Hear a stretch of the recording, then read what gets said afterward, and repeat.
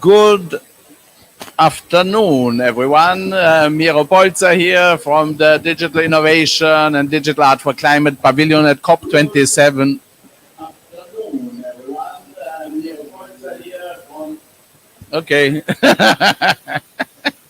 So we are here at the Digital Innovation Pavilion, and the aim of this pavilion is to provide the digital solution providers an opportunity to present their tools, their ideas, their concepts, their innovations, so that the climate action community can learn about them and can then provide an enabling framework. And really, it's mutual learning, and together we can create a systemic change if we combine governance innovation with social innovation, with technological innovation.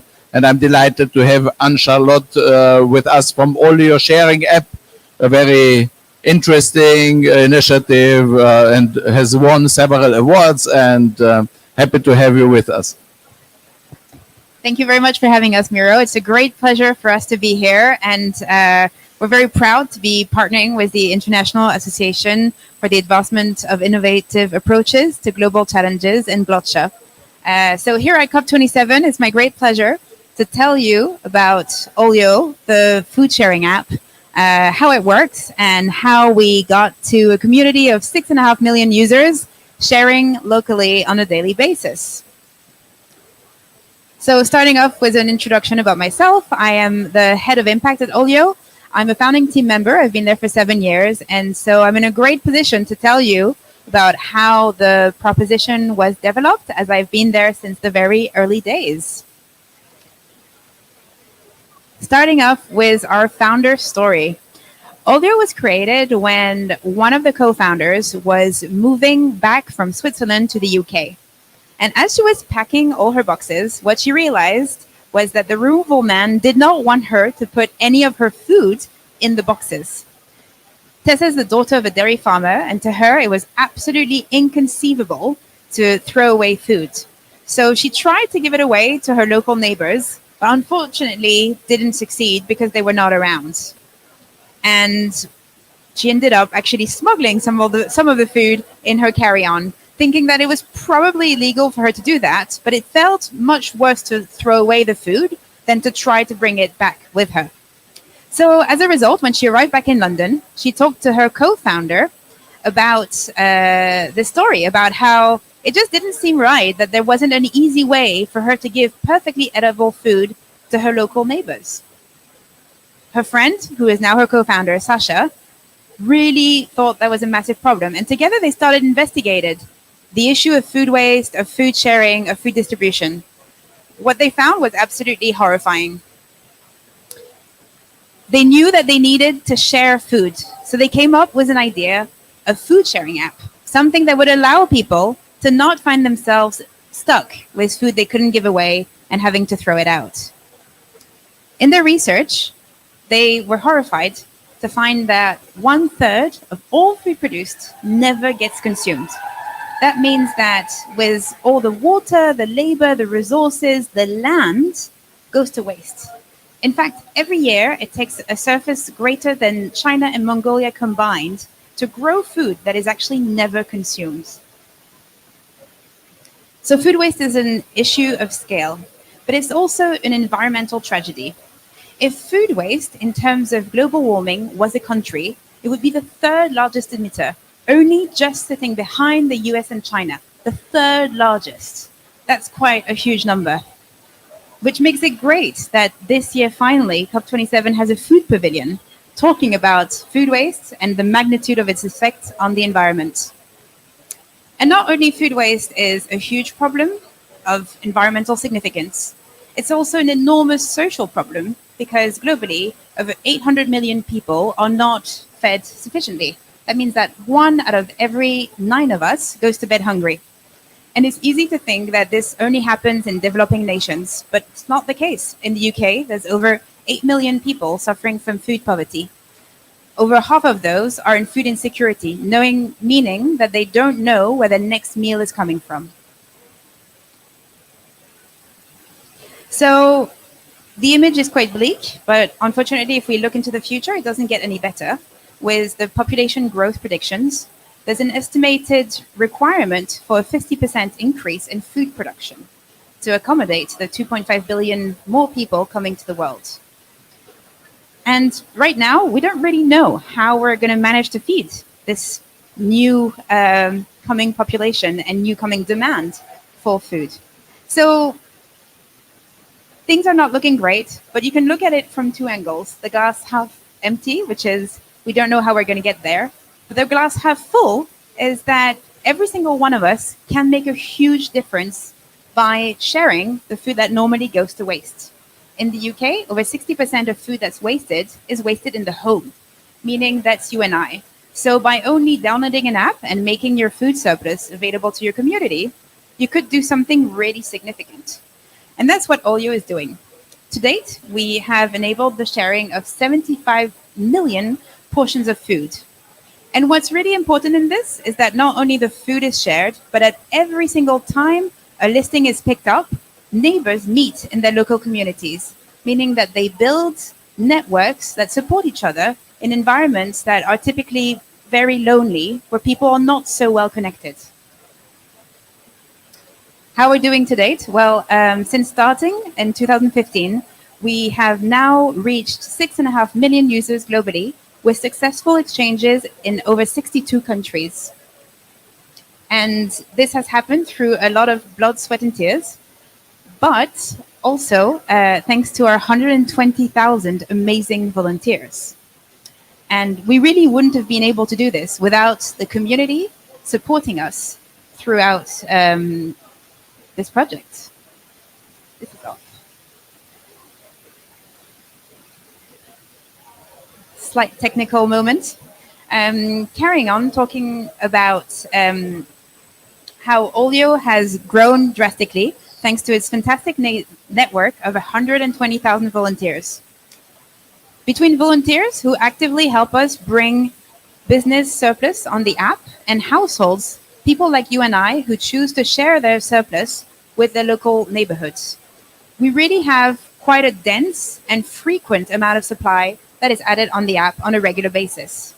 While originally the project was designed to support households, reaching out to businesses has helped Olio grow in a very significant way. And in building a proposition whereby we were training those 120,000 volunteers in food safety so they can collect food surplus from local businesses, take it home, and share it within their local communities, what we've effectively done is add a layer within the food waste recovery hierarchy. Because where before food, after failing to be donated to charities, would have gone to animal feeds, we now offer a last resort for this food to meet the demand of local communities. Food that charities effectively cannot redistribute, whether it's because the quantities are too small, the location for pickup is too difficult, or the time frame in which the food can be consumed is too short. Local communities are extremely agile and can redistribute food very efficiently, creating a new opportunity for food to be consumed when it would have otherwise left the human supply chain. Incorporating the volunteer supporting local businesses to the supply on the app has created an amazing virtuous loop for us that normalizes food sharing. When a user hears about Olio and finds out about the opportunity to download the app and share some of their surplus, sometimes it takes a little bit of a leap of faith. But with those volunteers who help us add amazing supply on a daily basis onto the app, we are role modeling the behavior of sharing, which in turn inspires households to share their own surplus as well. And so how does this volunteering scheme work in practice? Well, businesses help inform us of their needs for pickups. And then we have managed to automate over 80% of the system that assigns a volunteer in our community, trains them in the right food safety modules to go pick up at a specific location at a specific time. The volunteers are then monitored and brought together in groups that make them internally accountable. The recruitment happens entirely in the app, the registration as well, with a food safety module test that people have to undergo to be able to become food waste heroes. Because safety and food hygiene is an enormous priority that we can't afford to not be very cautious about. The training happens also through our volunteer portal. In there, there's videos and quizzes that volunteers have to go through to effectively graduate and become a food waste hero. The tool is self-serving, and over 80% of it allows us to make it fully automated.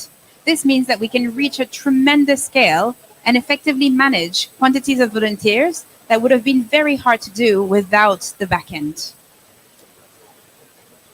We also offer customer support that helps those volunteers because effectively they can be anyone, any walk of life, perhaps yourself watching, could become a volunteer. And if ever you were stuck in a collection, we have managed to incorporate an aspect to the system that also allows you to speak to people.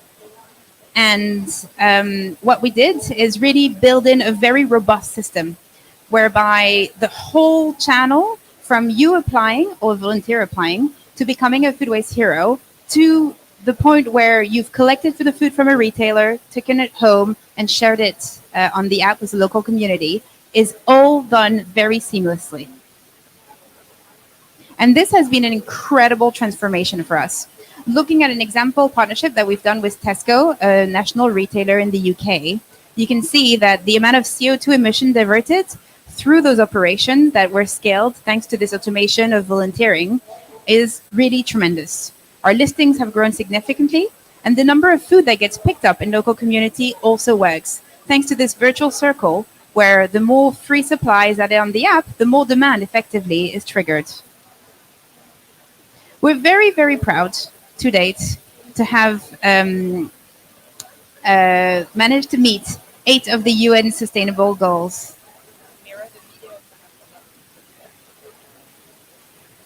Effectively,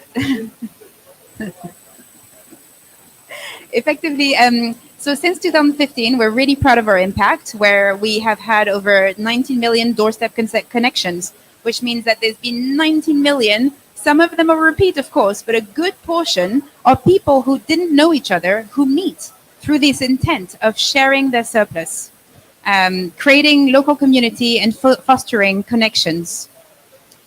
We have successfully shared 75 million portions of food, and that is the equivalent of 11 billion liters of water saved from being wasted.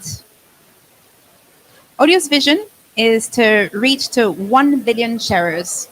And that's, of course, because we think it's great and it's fun to be sharing your surplus if you have any, but also because we need it. The world needs to take much more care of its resources and stop wasting what we have. Our vision is very clear, is to reinvent consumption. We can't pursue a purely extractive model anymore. It just doesn't work. And a way to illustrate this that is very clear to us is the concept of Earth Overshoot Day. Earth Overshoot Day is the day in the year where humanity has consumed all the resources that the planet will take a whole year to refurbish. When Earth Overshoot Day started being measured, it fell on the 31st of December. That was in the late 60s. So we were in perfect equilibrium. But fast forward to today, Earth Overshoot Day was the 29th of July. That means that every single thing that we've consumed since the 29th of July effectively is net depletive of the planet. So it's not rocket science, and it's quite clear that we just can't keep on going this way. It would require 5 Earth's worth of resources for the whole planet to live like a US citizen. For the UK citizen, it would require 3 planets. Okay, all right. So it is time for us to change our consumption model, look at the way we consume in a very different way. What can you do about this, and how can you change the way you consume? Very quickly, as I'm reaching time, what we encourage is to put some fire in your belly, find out about why this is so important, and what are the consequences of excessive consumption. Be aware that over 60% of greenhouse gas emission in, for example, the UK comes from households. So you have a huge responsibility to play. And the most efficient way for you to do this is to be mindful of how you spend your money. Every time you purchase something, effectively, it's a vote. It's a vote for pursuing status quo or for wanting things to be different. A quick way of trying to be a little bit different is looking at T. Johnson's very great consumption hierarchy, which starts with refusing any goods that you don't want, then reducing your consumption because you probably don't need to have as many things as you currently do. Reuse what you have, recycle, and share on Olio in the reusing trend. Or, of course, if nothing else can be done, let it rot, hopefully in a compost bin. I will stop here because I've arrived at time. Thank you so much for listening. Miro, thank you so much for this opportunity. Yeah, thank you very much, Anne-Charlotte. I really love your initiative because it's the very logic of what we are doing with IAI Glotcher. It's the individual. If the individual has the commitment to become climate neutral, to prioritize the work for this global common good in terms of preservation of the climate and other sustainable development goals, then we will have a sustainable world. Otherwise, we will not. We cannot demand it from our national governments or from the UN or whoever if we are not leading the way. And if we will make the right decisions with apps like Olio, then the societal structures on the community level as regards economy and all the other spheres will follow, and then we will have a positive future. And thanks for the great work that you are doing. We have also the plan of an individual climate action dashboard app. We call it a good life app, how to lead a good life in the light of the climate crisis. And I see many areas in which we can create synergies and interoperability. And any questions? No, it's just a very quick question. How do you, I suppose my question is, how do you know the people that are getting the food actually need the food? And how do you stop them potentially, for the ones that do need it, getting over-reliant on the food? For example, if they signed up every night or something, I don't know if there's a number of checks on that. Well, the second part of the question is for the ones that do genuinely need the food, is there a limit to how many times they can get a handout? Because otherwise they might get reliant on it and so on. Very good question. So we do not actually, perhaps it sounds harsh, but for us, it's not a priority to feed the people who need the most food. Charities are very well trained and very well equipped to serve a very selected type of customers that need it the most. And this is why in the hierarchy of food redistribution, or of food waste, really, charities always come first because they are doing that specific work, and often also because communities that need food the most need more than just food. We're an app and we're just technology and we don't have those capabilities. Therefore, for us, our number one priority is to make sure the food doesn't get wasted. So as long as you're prepared to consume the food that you collect, we're very happy for you to have it, regardless of who you are. In fact, it's really important for us that Olio is seen as an app for absolutely everyone. It's not an app for poor people. It's an app for anyone who's prepared to consume the food. With regards to reliance, it is something that we're very aware of. And because we're a private company and we work with retailers with the angle of reducing food waste, it is something that we try to avoid. We don't want people to be reliant on Olio. And the way we do this is by keeping the product very focused on redistribution. We have a wanted section in the app, which typically at some point has had a lot of listings of people asking for help immediately. What we do is that we redirect them to services that are much better equipped to support them than Olio is. Olio is purely a system that helps redistribute outputs efficiently, not it doesn't have the capability of offering much more than this. This is why we tend to channel our consumers towards services that are much better suited for this. Okay. Thank you very much again, and Charlotte, a pleasure. And those who are interested in our work with the Digital Innovation Pavilion, please join us in the press conference room Luxor now. We are going there to present the pavilion and the general idea around it and the partnerships. And Charlotte will also have elevator pitch there. And yeah, it's on the UNFCCC schedule. If you put in UNFCCC COP27 and schedule, you will find it 2:30 local time here. It starts. And we have another event with the Every Action Count coalition at 3:30 here. It's also related to our work. It's this idea that consumers, with their consumption choices, they are drivers, also they are voting. They are voting for a climate safe future. And here, working with the brands, some delivery services, and financial group from China is also involved. They aim for 1 billion actions as well. So if we add the billions, we will have quite some impact. Yeah. And see you here 3:30 or 2:30 at the press conference room Luxor.